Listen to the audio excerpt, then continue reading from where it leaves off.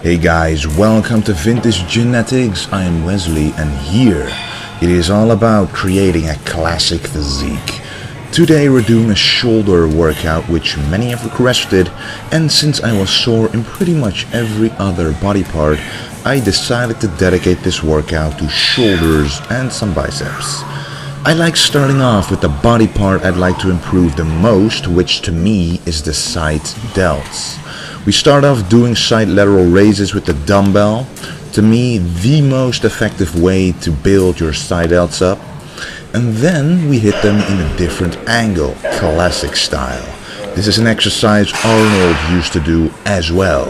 And the incline bench basically ensures a constant tension on your side delts. It feels really different, even all the way at the bottom, which you normally don't experience during the standing version.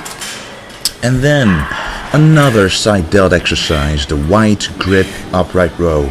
Now most people think this is for the front delts and the traps, but with a wide grip like this you're actually able to really nicely target the side delts.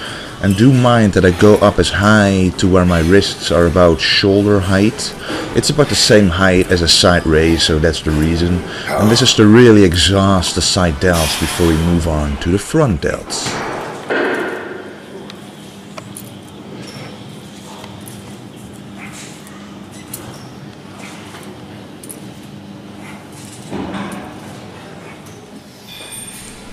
I like to pre-exhaust my front delts with an isolation exercise like this one, the front raises. I like the dumbbell version because it allows you to move your arm independently, and I like to move it inside a little.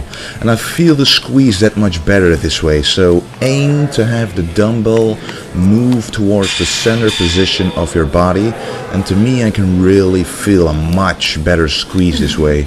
This also is a classic exercise done by a lot of bodybuilders over the years, and this to me is the best way to pump up your front delts. Now I personally stay away from presses, and I don't want to emphasize the front delts too much on shoulder day because I already train them a lot on chest day automatically. So I like to superset this exercise with another type of upright row.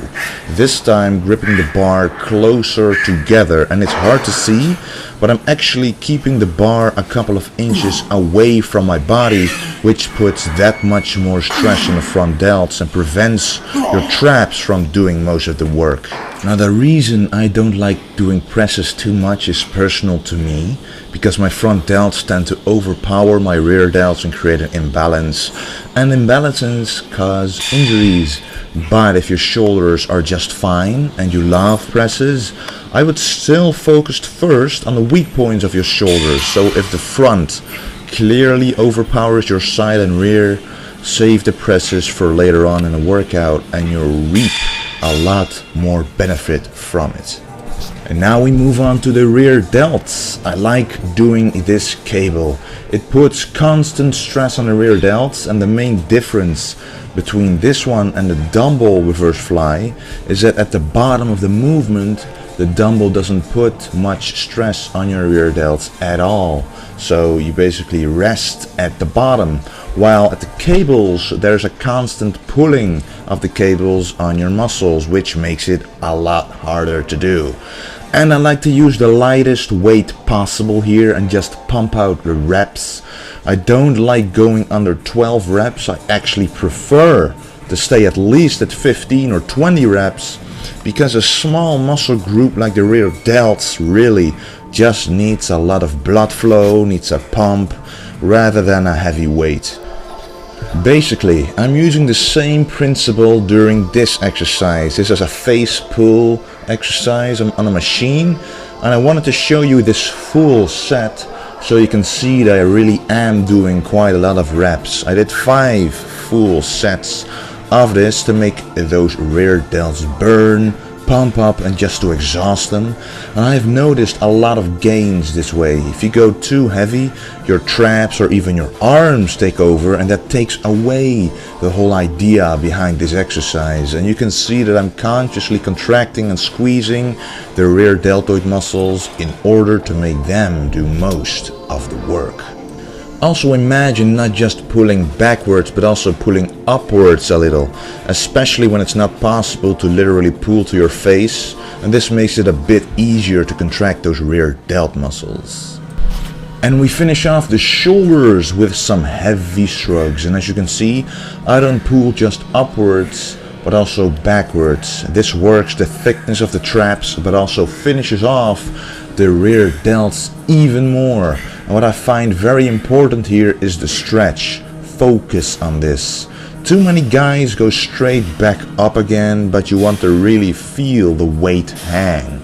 Get rid of the momentum and purely use your traps to pull the weight up.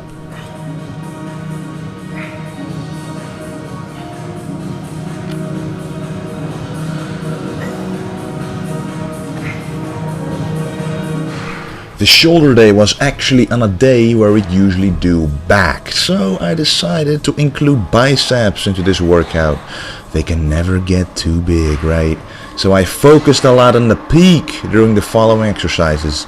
And the first exercise is one of my favorite, especially the squeeze on this one is really unique.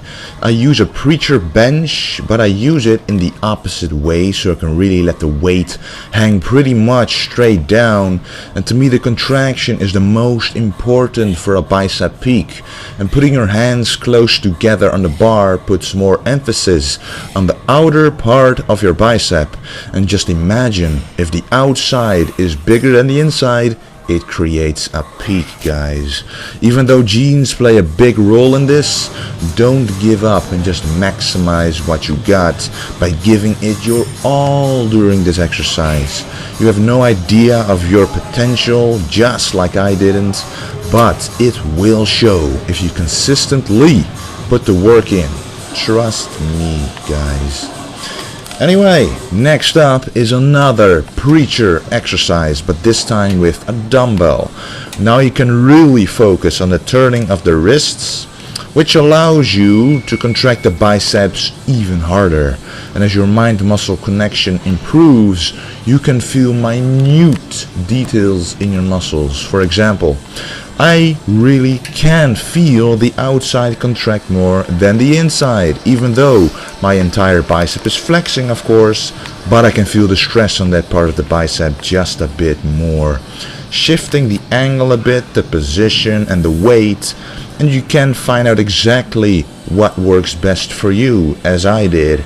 So heavy weights don't work for me, light weights a lot of reps. Though it is a fact at the end of the day that when you turn your wrist like that and do it under that angle, you put a lot of stress on the bicep to create a better peak. So just give it a go.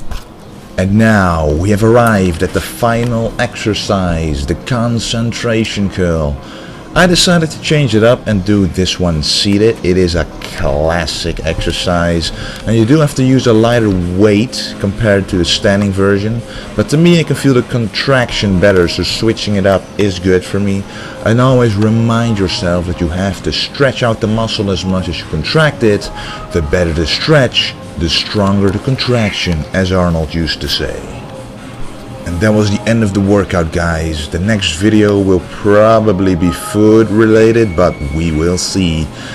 Anyway, there's so much more content coming to you for sure. And let's spread the golden era message. Let's bring back these classic physiques for which I'm trying my very best for. I'm about 70 days out from my show, the Dutch Nationals, and I intend to show a unique classic package this year. And anyway, guys, thanks a lot for watching and remember to stay golden.